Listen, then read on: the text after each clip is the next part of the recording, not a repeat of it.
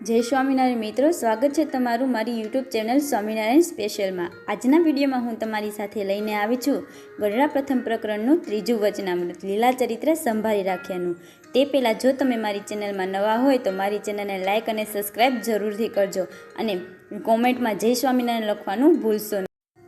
સ્વામિનારાયણ હરિ વચનામૃત ગઢડા પ્રથમ પ્રકરણનું ત્રીજું લીલા ચરિત્ર સંભાળી રાખ્યાનું।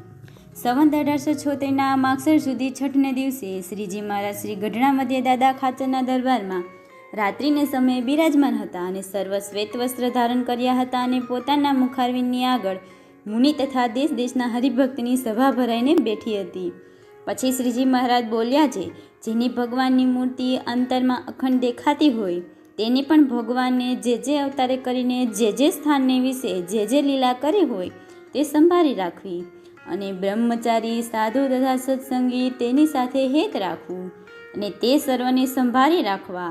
તે સારું જે કદાપી દેહ મૂક્યા સામે ભગવાનની મૂર્તિ ભૂલાઈ જાય તો પણ ભગવાને જે સ્થાનને વિશે લીલા કરી હોય તે સંભાળી આવે અથવા સત્સંગી સાંભળી આવે અથવા બ્રહ્મચારી સાધુ સાંભળી આવે તો તેને યોગ્ય કરીને ભગવાનની મૂર્તિ પણ સાંભળી આવે અને તે જીવ મોટી પદવીને પામે અને તેનું ઘણું રૂડું થાય।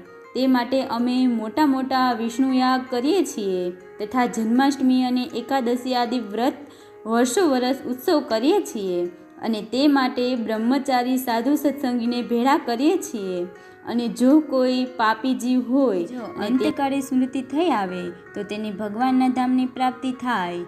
ઇતિ વચનામૃત। એવી રીતે ગઢડા પ્રથમ પ્રકરણનું ત્રીજું જે તે